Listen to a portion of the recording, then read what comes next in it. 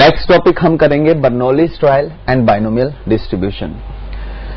Bernoulli's trial क्या होते हैं? बर्नौलीज ट्रायल या इंडिपेंडेंट ट्रायल्स का मतलब होता है अगर हम एक एक्सपेरिमेंट को n टाइम्स रिपीट करते हैं और वो n टाइम्स में जो हर एक ट्रायल है वो इन 3 कंडीशंस को सेटिस्फाई करे तो उन्हें हम बोलते हैं Bernoulli's trial. For example, tossing a coin 10 times. Tossing a coin 10 times, पहली कंडीशन सेटिस्फाई हो गई कि finite in number, trials are finite in number. दूसरा, अगर हम टॉस करते हैं तो फर्स्ट टाइम अगर हेड आ जाए तो सेकंड टाइम हेड या टेल, ये डिपेंड नहीं करेगा कि फर्स्ट टाइम पे क्या आया है, यानी कि they are independent. Third, each trial has exactly 2 outcomes. मतलब अगर हम कॉइन टॉस करते हैं तो हमारे पास 2 आउटकम्स हैं, या तो हेड आएगा या टेल आएगा। तो हम अगर सक्सेस हेड को मानते हैं तो हम ये बोल सकते हैं कि हमारे पास सिर्फ 2 आउटकम्स हैं, सक्सेस, फेलियर। सक्सेस यानी कि हेड नहीं आ रहा है तो टेल आ रहा है। तो क्या ये क्लियर है कि बर्नौलीज ट्रायल का क्या मतलब होता है? क्लियर है ये चीज? अब बर्नौलीज ट्रायल हमारे पास, अगर हमारे पास n बर्नौलीज ट्रायल हैं, यानी कि n इंडिपेंडेंट ट्रायल्स हैं, n बर्नौलीज ट्रायल्स हैं, हर ट्रायल की 2 पॉसिबिलिटीज हैं, एक सक्सेस एक फेलियर।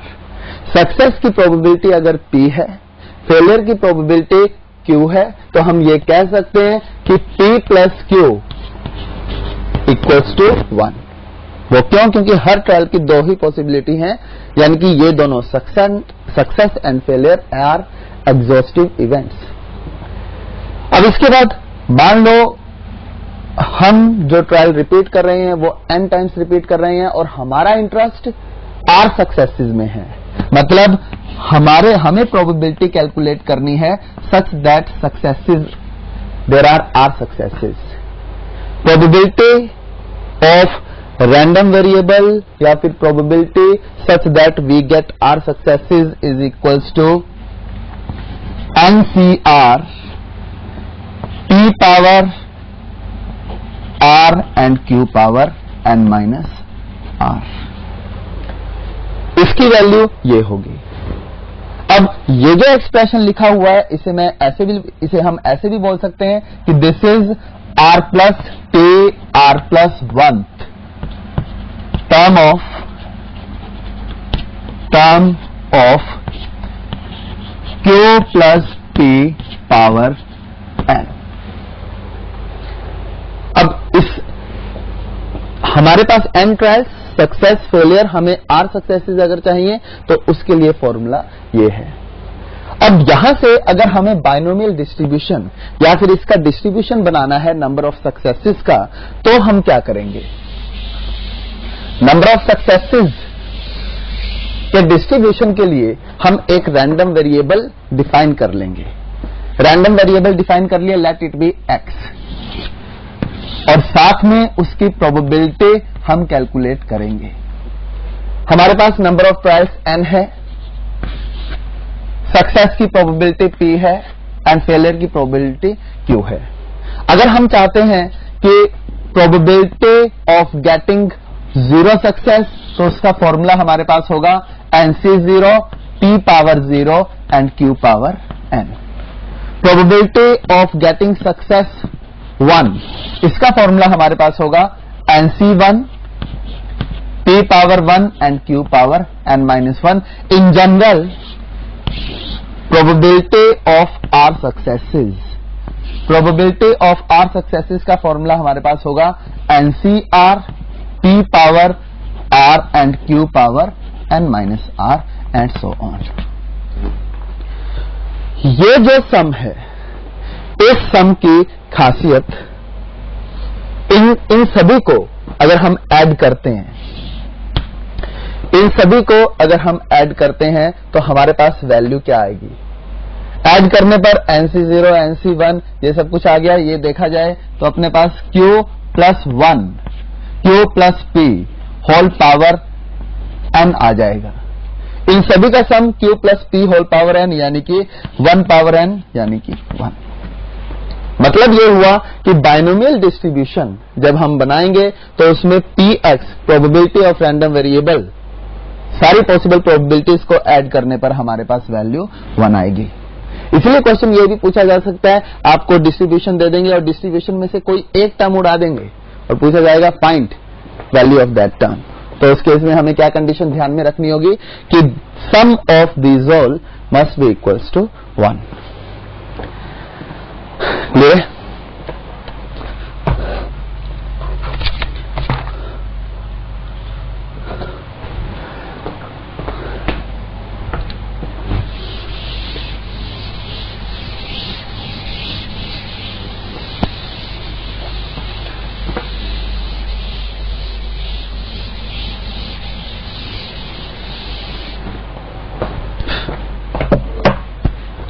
अब देखो, इस पर बेस्ड एक क्वेश्चन मैं आपसे पूछता हूं, आप क्वेश्चन नोट डाउन करो। If a pair of dice is tossed 6 times, if a pair of dice is tossed 6 times, what is the probability of getting, number 1, exactly 2 times doublet, number 2, at least 1 doublet, number 3, at most 1 doublet।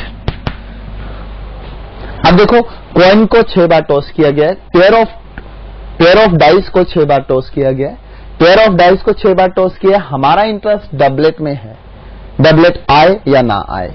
अब doublet आए या ना आए, इसका मतलब यह हुआ कि सक्सेस जो हम इस केस में रखेंगे, सक्सेस गेटिंग डबलेट होगा, and success getting doublet pair of dice में डबलेट आने की प्रोबेबिलिटी 1/6, मतलब p की वैल्यू 1/6। यहां से हम q की वैल्यू कैलकुलेट कर सकते हैं, q की वैल्यू होगी 5/6।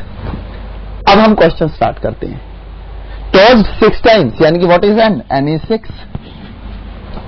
First question, exactly 2 times doublet, यानी कि हमें सक्सेस कितनी चाहिए, 2, मतलब हमें कैलकुलेट क्या करना है, p random variable equals to 2 successes.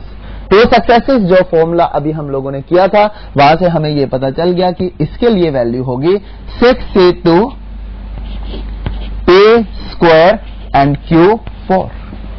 It means final answer is 6c2 p 1/6 square and 5/6 power 4।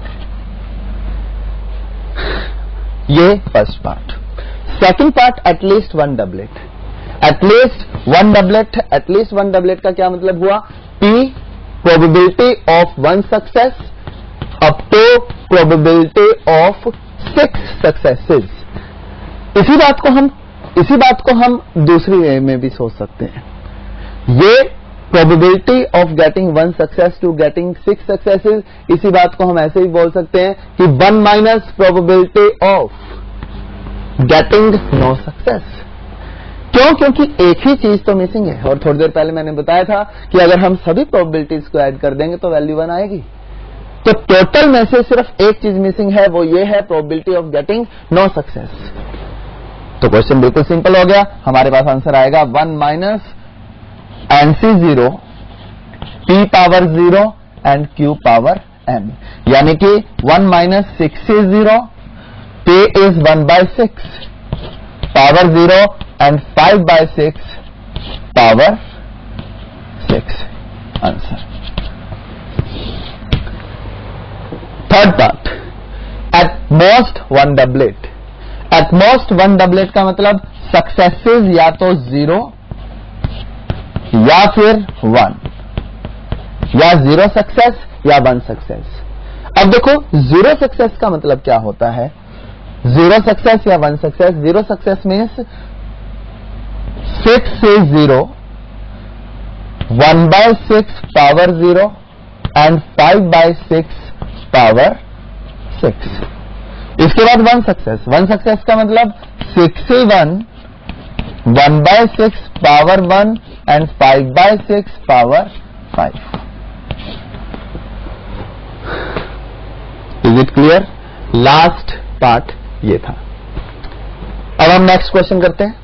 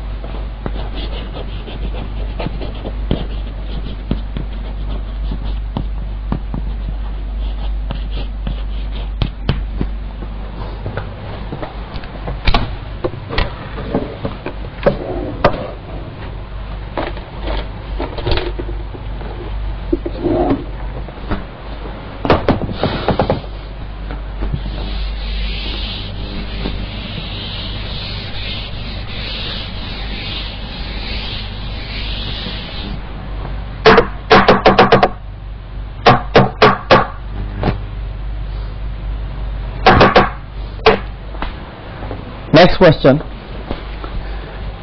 ये है, a drunkard takes a step forward और backward, the probability that he takes step forward is 0.4। Find the probability that after 11 steps he is only 1 step away. मतलब ये हुआ कि drunkard एक position पे है, ये उसकी पोजीशन है, ये उसका एक स्टेप साइज है। मान लो वो ए पॉइंट पर है, 11 स्टेप्स उसने यूज किए, 11 स्टेप्स यूज किए, लेकिन 11 स्टेप्स के बाद वो या तो बी पर होगा, 1 स्टेप अवे का मतलब या बी या सी। मतलब ये हुआ कि उसने कुछ स्टेप्स आगे रखे, कुछ स्टेप्स पीछे। क्लियर है? अब हमें यह देखना है कि अगर वो 11 स्टेप्स चलता है तो कितने स्टेप्स आगे रखेगा या कितने स्टेप्स पीछे रखेगा, जिससे आफ्टर 11 स्टेप्स वो सिर्फ एक स्टेप दूर हो अपनी इनिशियल पोजीशन से। अब देखो क्या क्या केसेस बनते हैं इसमें। एक तो केस ये बनता है कि वो 6 स्टेप्स आगे रखे, 5 पीछे। अगर वो 6 आगे जाए एंड 5 पीछे जाए तो अल्टीमेटली वो बी पर पहुंच जाएगा। एक और केस बनता है, लेकिन इस केस में वो ये कि वो 6 स्टेप्स पीछे चले, 6 स्टेप्स पीछे एंड 5 स्टेप्स आगे। अगर वो 6 स्टेप्स पीछे चलता है, 5 स्टेप आगे चलता है, तो भी वो अल्टीमेटली सी पोजीशन पर आएगा, और सी एक स्टेप अवे है ए से। तो देखो इस क्वेश्चन को कैसे करना है। सबसे पहले what is an? 11। Number 2 what is success? आप कुछ भी ले सकते हो, या फॉरवर्ड स्टेप को या बैकवर्ड स्टेप को। तो फॉरवर्ड स्टेप को हम सक्सेस ले रहे हैं, तो P इज 0.4। नंबर 3 Q, अगर P 0.4 है तो Q 0.6 होगा, 1 - P। उसके बाद हमारा इंटरेस्ट किस में है? हमें एक स्टेप दूर जाना है, और अभी मैंने एक्सप्लेन किया है एक स्टेप दूर जाने का मतलब या तो 6 steps forward and 5 steps backward, या फिर 5 steps forward and 6 steps backward. यानी कि सक्सेसेस या तो हमें 6 चाहिए या 5 चाहिए। अब अगर हमें 6 सक्सेसेस चाहिए तो इसका क्या मतलब हुआ? 11 C6 P यानी कि 0.4 power 6 and 0.6 power 4। Second case 0.6 power 5। Second case Px equals to 5 यानी कि 11C5 0.4 पावर 5 एंड 0.6 पावर 6। तो हमारे पास जो आंसर आएगा वो ये आएगा। 0.4 कैलकुलेशन से बचने के लिए इसे 2/5 लिखेंगे एंड इसे 3/5 लिखेंगे एंड इन दोनों को सॉल्व करेंगे तो आंसर आ जाएगा।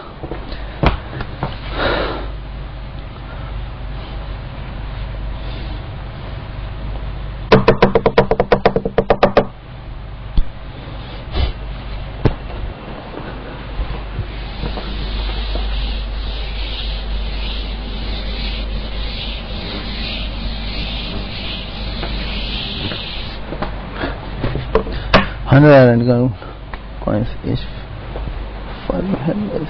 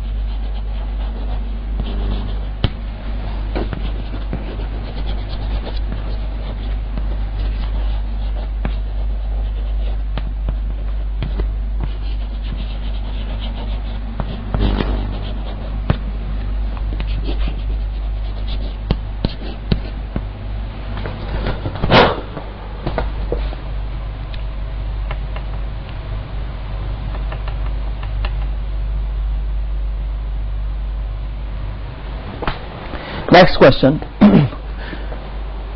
हमारे पास 100 कॉइन्स हैं। 100 कॉइन्स है लेकिन वो बाइज्ड कॉइन्स है। बाइज्ड कॉइन का मतलब हेड आने की प्रोबेबिलिटी टेल के बराबर नहीं है।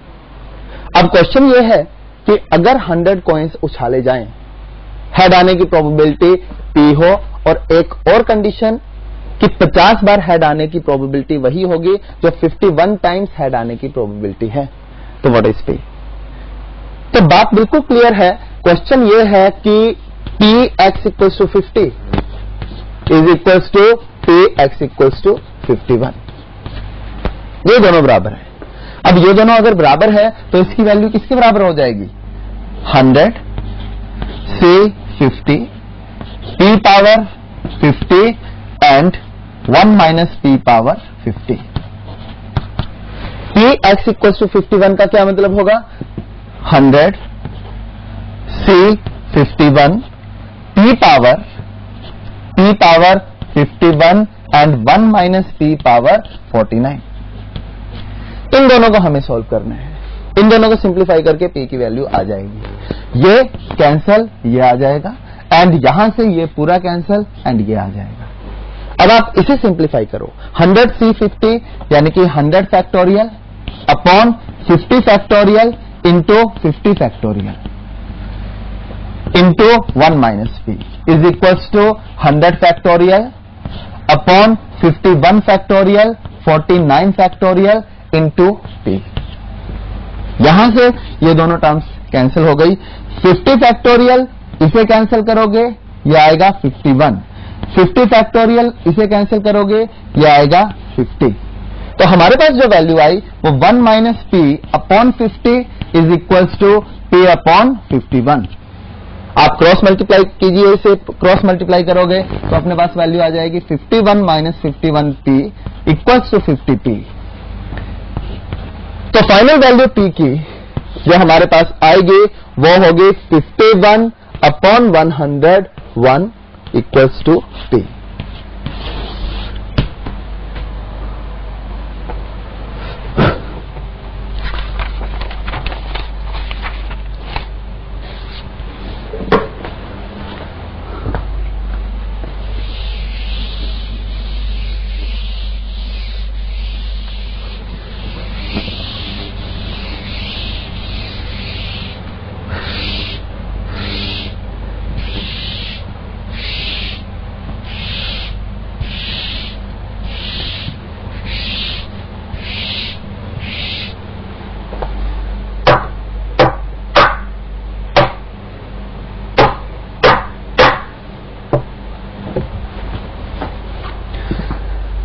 नेक्स्ट क्वेश्चन, अगले क्वेश्चन में एक बड़ा इंपॉर्टेंट, बड़ा सही कॉन्सेप्ट छुपा हुआ है।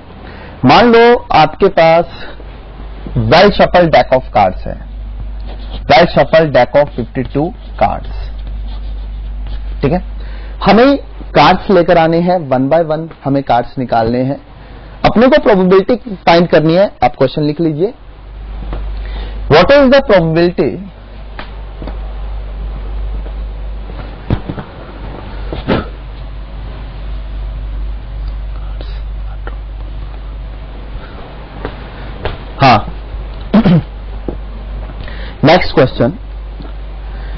next question, what is the probability of getting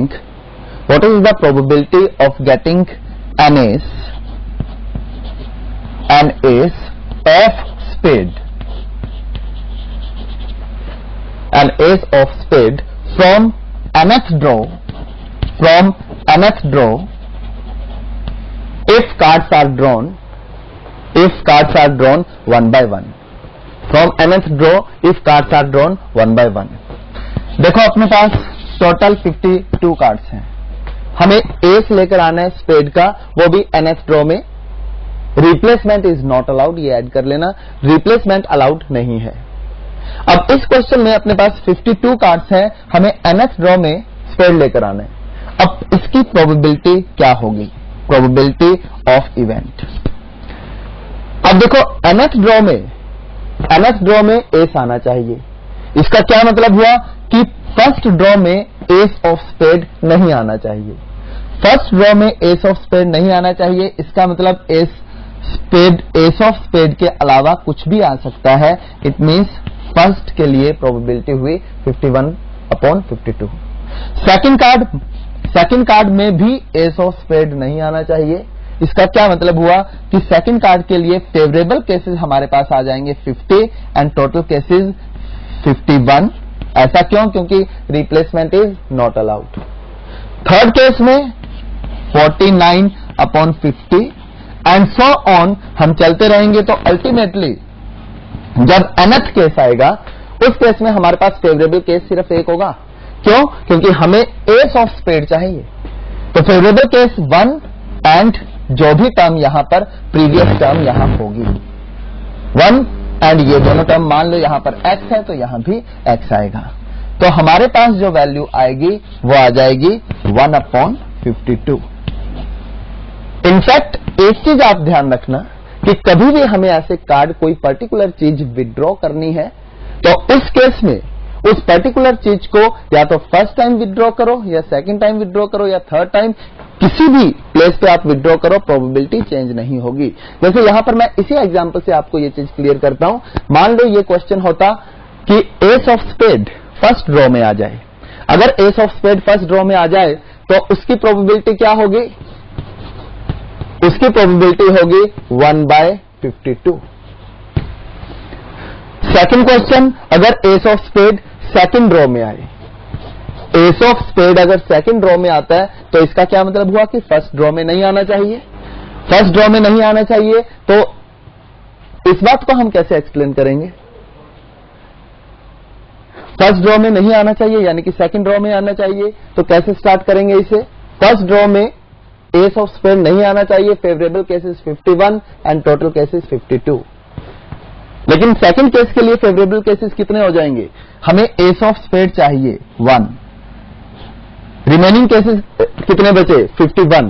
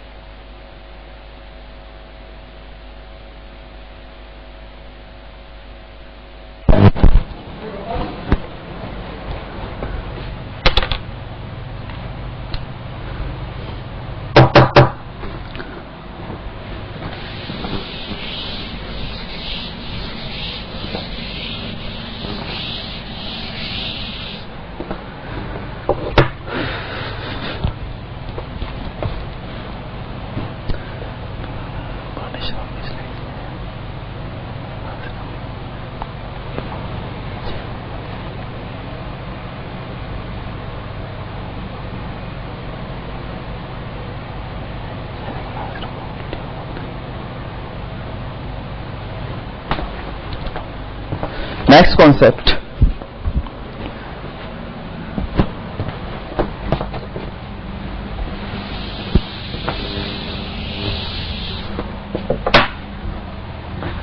अगला कॉन्सेप्ट है Bayes theorem.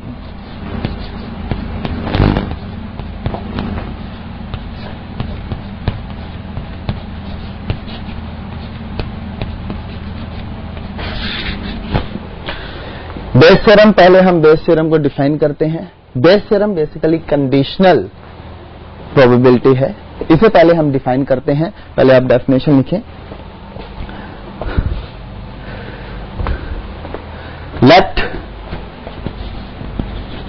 let B1, B2, B3 and so on up to Bn be an mutually exclusive and exhaustive events. Let B1, B2, Bn be an mutually exclusive and exhaustive events. A be any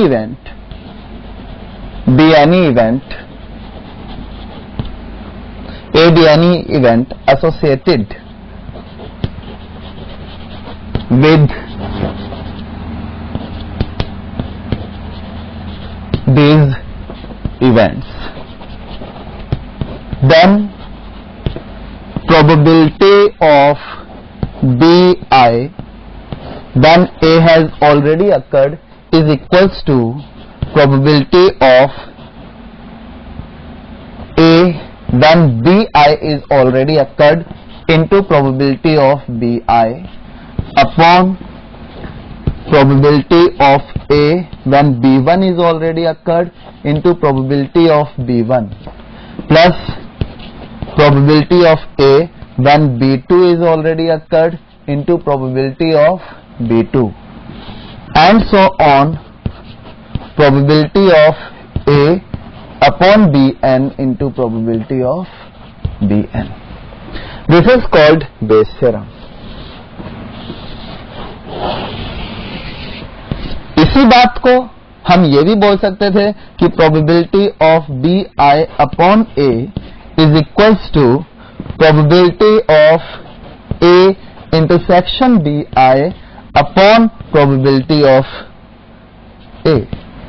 तो इन दोनों फॉर्मूलों से एक बात बिल्कुल clear हो गई कि probability of A is equals to probability of A upon B1 into probability of B1 and so on, probability of A upon Bn into probability of Bn।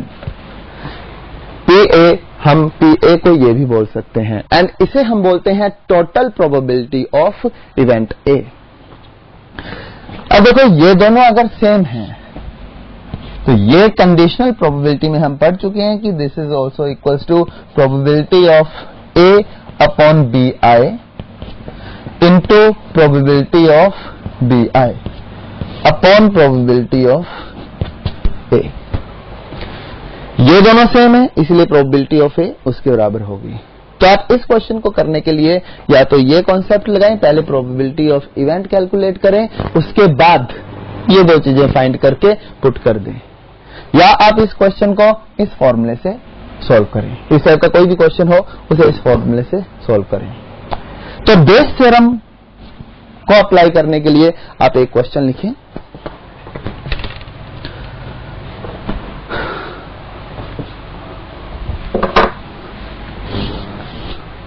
Late आप क्वेश्चन लिखें, there are three bags. In first bag there are 3 white and 5 black balls. In second bag there are 4 white and 4 black balls, and in third bag there are 5 white and 3 black balls. First part, a ball is drawn. What is the probability that ball is white? First part, a ball is drawn. What is the probability that ball is white? Second part, if a white ball is drawn, what is the probability that it is from bag 2? What is the probability that it is from bag 2? मतलब हमें ये दो चीजें calculate करनी है। अब Bayes theorem कभी भी आपको अगर अप्लाई करनी हो तो पहला स्टेप आप ये चेक करो कि हमें किसकी प्रोबेबिलिटी फाइंड करनी है। पहला स्टेप हमें हमेशा यही चेक करना है कि किसकी प्रोबेबिलिटी फाइंड करनी है एंड कंडीशन है या नहीं है। अब फर्स्ट पार्ट में क्वेश्चन ये है, what is the probability of getting white ball? Condition है नहीं है, सीधा हमें ये कैलकुलेट करना है कि what is the probability of getting white ball. अब व्हाइट बॉल की प्रोबेबिलिटी अगर आपको चाहिए तो क्या क्या पॉसिबिलिटीज हैं? या तो व्हाइट बॉल फर्स्ट बैग से आएगी, या सेकंड से, या थर्ड से। लेकिन व्हाइट बॉल को फर्स्ट बैग को सिलेक्ट करने की क्या प्रोबेबिलिटी है? अगर कुछ गिवन नहीं है, प्रेफरेंस गिवन नहीं है, तो आप ध्यान रखना तीनों की प्रेफरेंस सेम होगी, यानी कि फर्स्ट बैग के लिए प्रोबेबिलिटी 1/3, सेकंड बैग के लिए प्रोबेबिलिटी 1/3 एंड थर्ड बैग के लिए भी probability 1/3।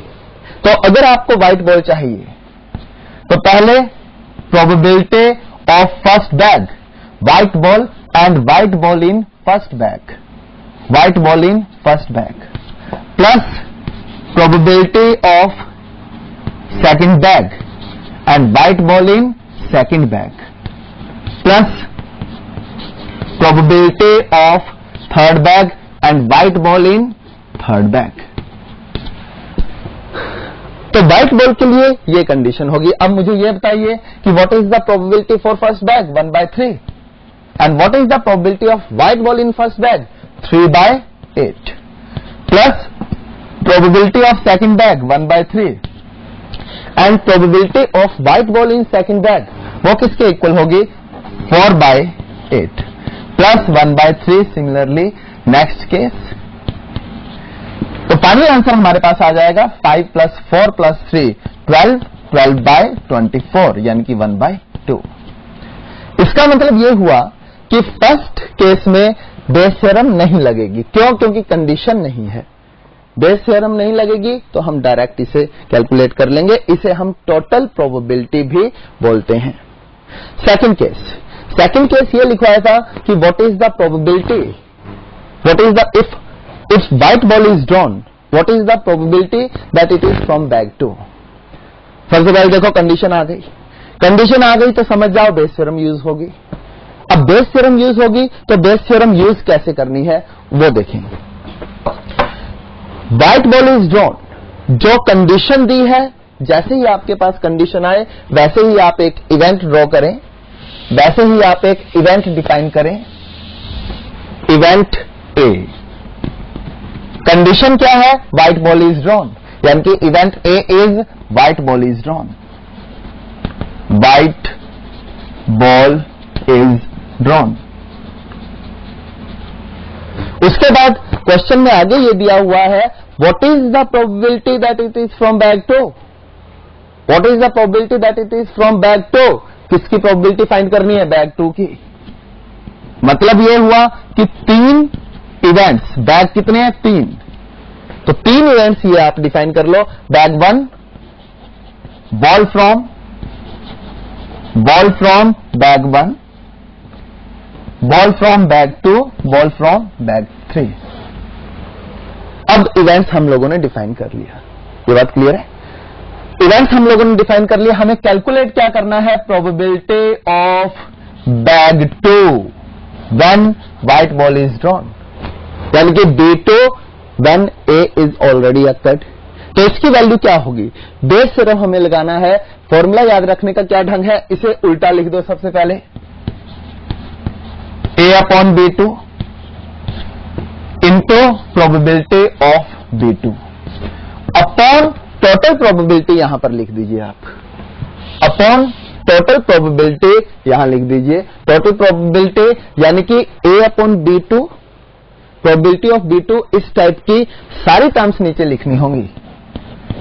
A upon B1, probability of B1 plus A upon B2, probability of B2 plus A upon B3, probability of B3। ये सारी वैल्यूज आप लिख दें। ये सारी वैल्यूज अगर आप लिख दोगे तो आंसर आ जाएगा। और ये सब कुछ हम कैलकुलेट कर चुके हैं जो फर्स्ट पार्ट था उसमें। प्रोबेबिलिटी ऑफ B2, प्रोबेबिलिटी, ये सारा कुछ हम कैलकुलेट कर चुके हैं। ये सारी वैल्यूज इसमें पुट करो तो हमारे पास probability of drawing white ball from bag 2 आ जाएगा। Is it clear?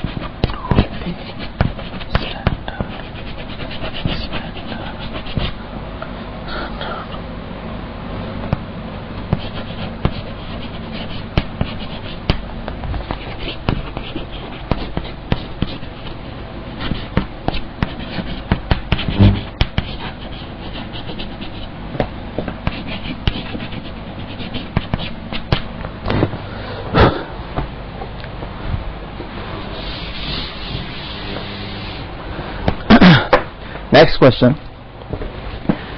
A company has two plants to manufacture scooters. Plant 1 manufactures 70% of scooters. Plant 2 manufactures 30% of scooters. In plant 1, 80% scooters are standard, and in plant 2, 90% of scooters are standard. A scooter is selected at random and found to be standard. देखो यहीं से बात clear हो गई, and found to be standard, यानी कि हमारा A event define हो गया. What is A event? Selection of standard scooter. Selection of standard scooter. A event यहीं से डिफाइन हो गया. अब देखें कि हमें कैलकुलेट क्या करना है. What is the probability that it is from plant 1? यानी कि B1 event it is from plant 1 and B2 it is from plant 2. Calculate सबसे पहले हम फॉर्मूला पुट करेंगे इसका. कैलकुलेट क्या चीज करनी है हमें? कैलकुलेट करना है probability of plant 1 and it is standard. अभी मैंने आप लोगों को बताया था कि अगर आपको फॉर्मूला, बेस थ्योरम का फॉर्मूला याद रखना है तो सिंपल सा फंडा है, इसे उल्टा करके लिख दो. A upon B1 into P B1 upon A upon B1 into P B1. B type के कितने इवेंट्स हैं? 2 events, plus P A upon B2 into P B2. Clear है?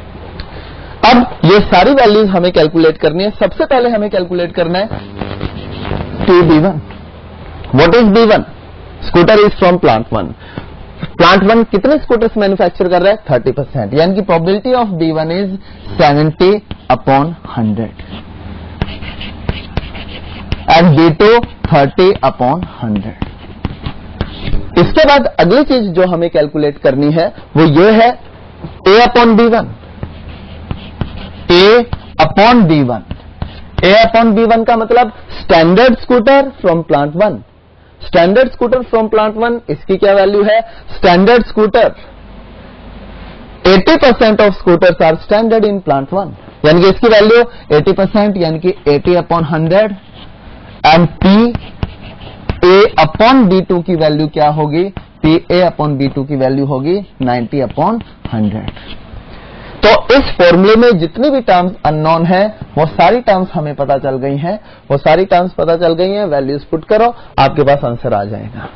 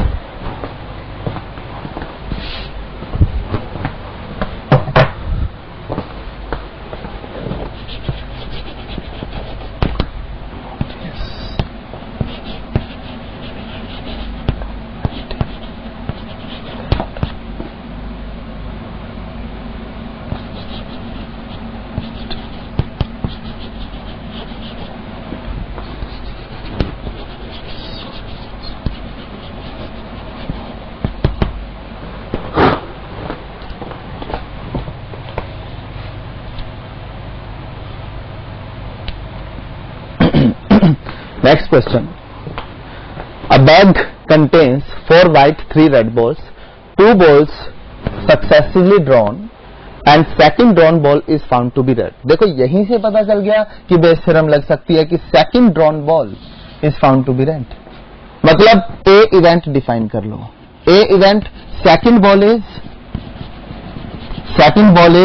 red.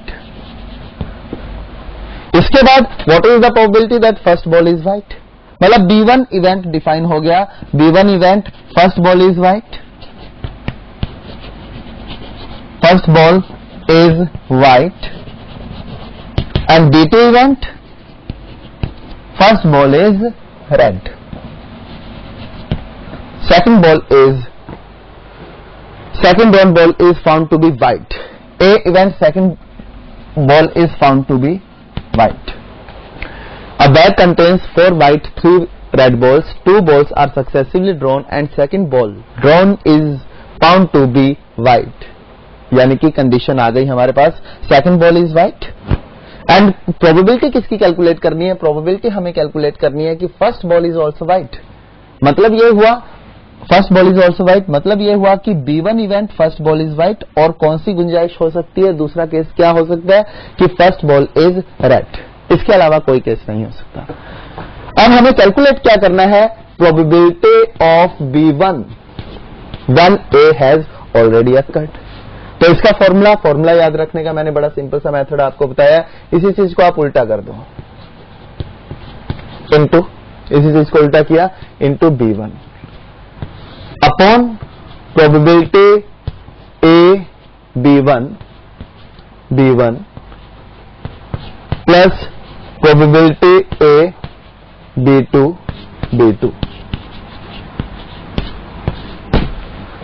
अब हमें क्या क्या चीजें कैलकुलेट करनी है? सबसे पहले B1 क्या है कि first ball is white. First ball is white, हमारे पास 4 व्हाइट बॉल्स हैं, 3 ब्लैक बॉल्स हैं. तो फर्स्ट बॉल इज व्हाइट, इसकी क्या प्रोबेबिलिटी होगी? 4/7. एंड फर्स्ट बॉल B2 की value, first ball is red, इसकी प्रोबेबिलिटी क्या होगी? 3/7. अब हमें चाहिए A upon B1. A upon B1 का मतलब अगर सेकंड बॉल व्हाइट है तो फर्स्ट बॉल के, अगर सेकंड बॉल व्हाइट है, अगर फर्स्ट बॉल B1 क्या डिफाइन किया था? First ball is white. अगर फर्स्ट बॉल व्हाइट है तो सेकंड बॉल भी व्हाइट होनी चाहिए. इसकी प्रोबेबिलिटी क्या होगी? फर्स्ट बॉल व्हाइट जा चुकी है तो अपने पास 3 व्हाइट बॉल्स हैं. सेकंड बॉल भी अपने को व्हाइट चाहिए, यानी कि फेवरेबल केसेस 3, टोटल केसेस 1 कम हो चुका है, यानी कि ये वैल्यू आ गई half. P of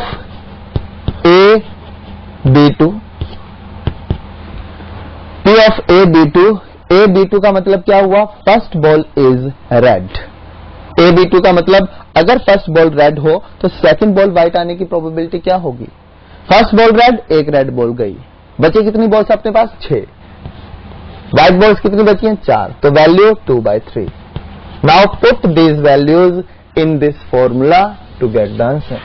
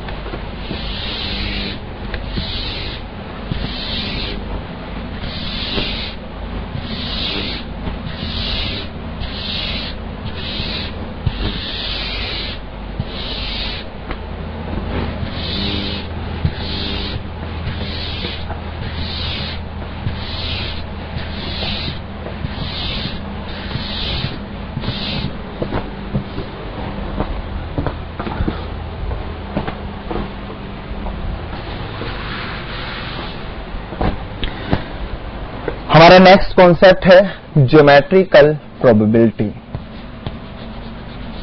geometrical probability.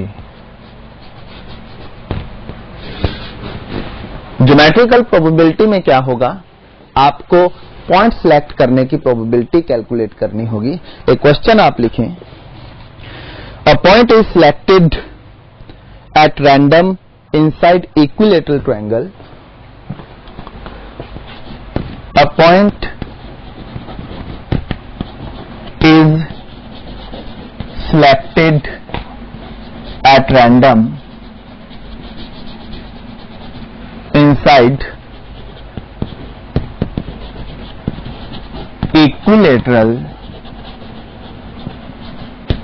triangle of side 3 units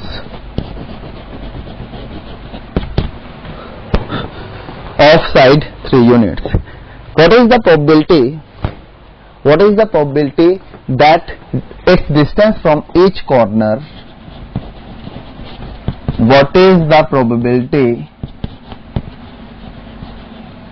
that its distance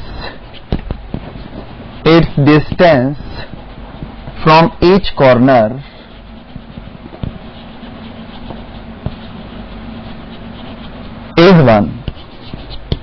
is greater than 1, is greater than 1.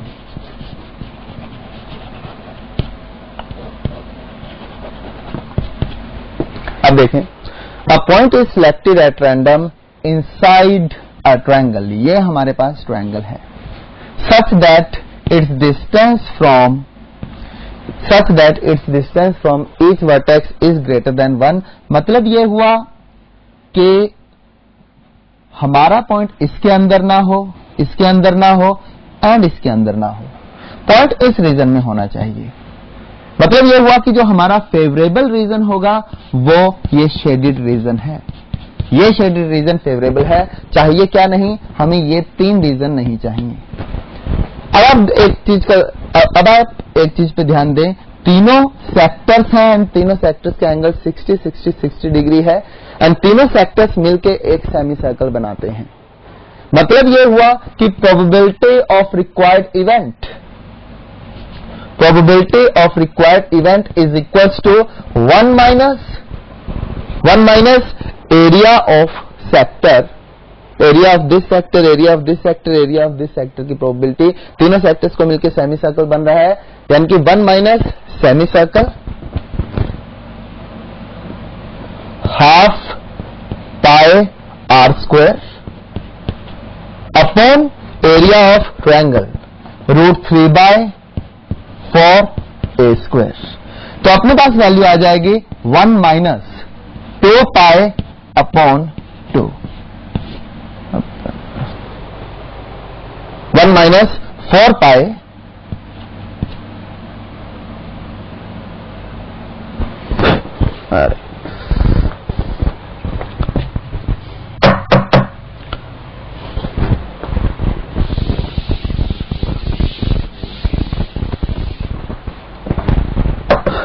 देखिए नेक्स्ट क्वेश्चन ये है, a point is selected at random inside equilateral triangle of side 3 units, what is the probability that its distance from each corner is greater than 1।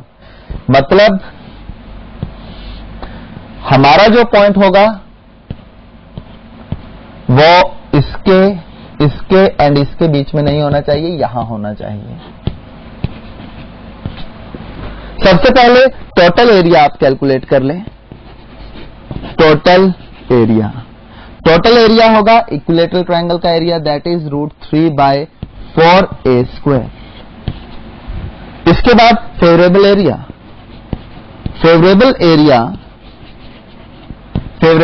क्या होगा? Favourable area, ये वाला area favourable area है। अगर हम equilateral triangle के area में से यानी कि 9/4√3 में से area of these 3 sectors subtract कर दें, यानी कि माइनस 3 सेक्टर्स का एरिया, अगर तीनों के एंगल 60 है तो तीनों मिलकर सेमी सर्कल बना देंगे, यानी कि -12 pi are square. What is R? R is 1। अब आपको प्रोबेबिलिटी कैलकुलेट करनी है। अगर प्रोबेबिलिटी कैलकुलेट करनी है तो प्रोबेबिलिटी किसके इक्वल आ जाएगी? Probability is equal to favourable area upon total area.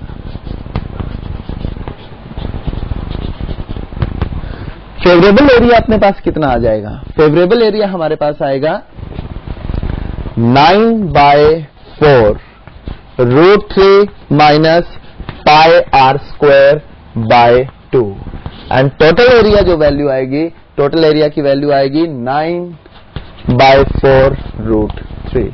ये हमारा रिक्वायर्ड आंसर होगा।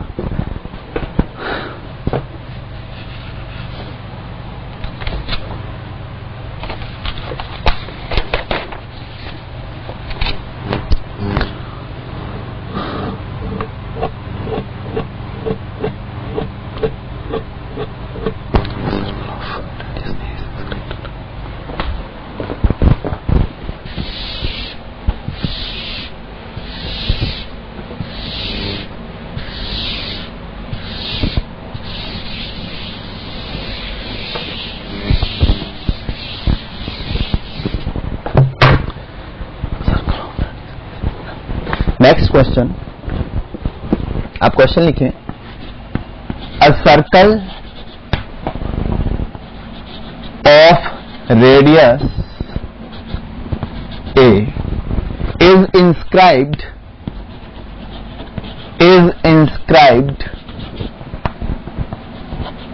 in a square offside 2a. A point is chosen inside square but outside circle. What is probability? Its probability. अब देखो, अगर diagram की बात करते हैं तो सबसे पहले हम हमेशा सर्कल बनाते हैं ताकि डायग्राम हमारा बिल्कुल साफ साफ बने, उसके बाद स्क्वायर बनाएंगे। बिल्कुल क्लियर बात है कि रेडियस इन्होंने ए दिया है एंड साइड टू ए। हमारा फेवरेबल रीजन जो बनेगा वो ये वाला रीजन बनेगा। फेवरेबल रीजन हमारा ये वाला रीजन बनेगा। सही है। अब हमें फेवरेबल रीजन का एरिया कैलकुलेट करना है एंड टोटल एरिया। तो प्रोबेबिलिटी, रिक्वायर्ड प्रोबेबिलिटी किसके बराबर होगी? Favourable area is the area which is not in the circle. तो फेवरेबल एरिया की वैल्यू कितनी आ जाएगी? 2a square area of square minus area of circle pi a square upon total area 2a square. The required answer is this 2a square minus pi a square upon 2a square.